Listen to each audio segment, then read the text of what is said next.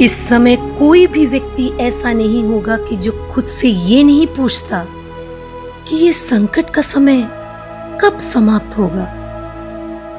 आज हम में से प्रत्येक जन कल्पना कभी नहीं किया हुआ एक समय का गवाह बनकर जी रहा है। एक ऐसी स्थिति जहां कोई नहीं जानता कि इसके बाद क्या बचेगा, कौन रहेगा, कैसे रहेगा। स्थिति गंभीर है।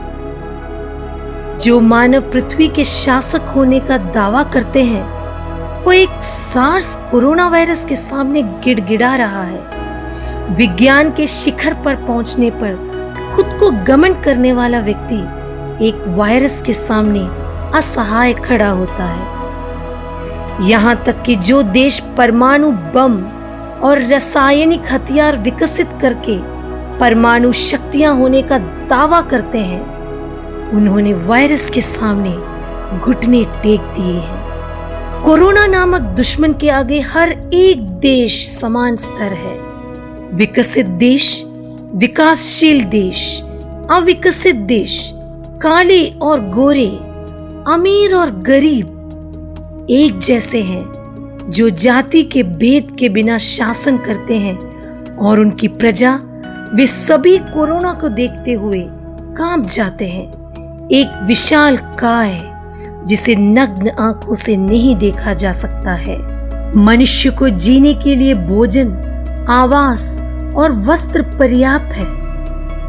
बाइबल में एक वाक्य इस प्रकार कहता है, मान लीजिए हमारे पास खाने और पहनने के लिए है, इसी से हम संतुष्ट होना चाहिए।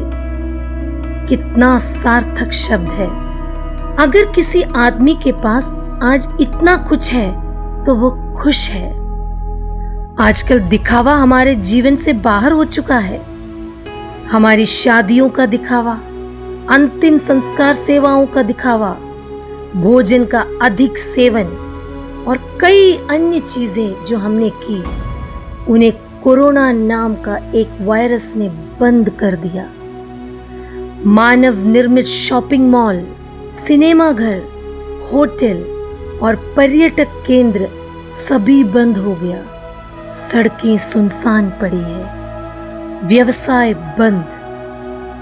कई लोगों की रोजी रोटी छीन गई। कई लोग बेरोजगार हो गए। सिर्फ दवा की दुकान खुली है। गिरजाघर, मंदिर, मस्जिद सब बंद है। अस्पतालों में भीड़ उमड़ रही है। कोई राहत नहीं है और कई घरों में दुख और आंसू है।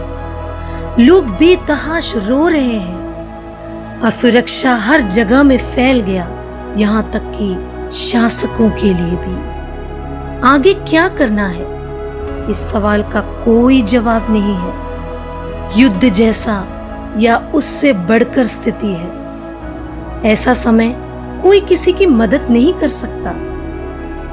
टीके भी ऐच्छिक प्रभाव को प्राप्त नहीं कर रहा और दुनिया की स्थिति क्या होगा, ऐसे क्यों, कहां समाधान है, इस तरह की कई अनुत्तरित सवाल है तथा मनुष्य एक दूसरे से प्यार करना भूल गया है।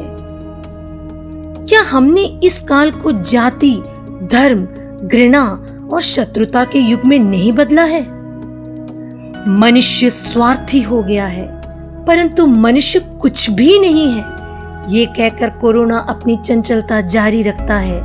मानव एक असहाय व्यक्ति के अलावा और कुछ नहीं है जो एक छोटे से वायरस के सामने भी खड़ा नहीं हो सकता। मुश्किल समय में राहत के लिए लोग जो मंदिरों में जाते थे वो भी बंद हो गया। लेकिन परमेश्वर की इच्छा हमारे द्वारा बनाए गए मंदिरों पर विश्वास करने के बजाय हमारे दिलों में बसने की है।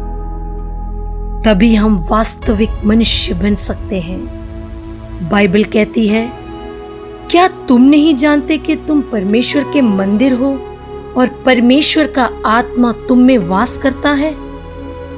हाँ, हृदय में ईश्वर को स्थान दो और साथियों पर दया करो। जो लोग इस महामारी से पीड़ित हैं, हम उनकी मदद के लिए हाथ बढ़ा सकते हैं। आइए हम उन लोगों के लिए प्रार्थना करें जो हमें चिकित्सकीय मदद करते हैं और हम खुद को साफ रखें। आइए हम बीमारों की देखभाल करें और बीमारी से अपनी दूरी बनाए रखें।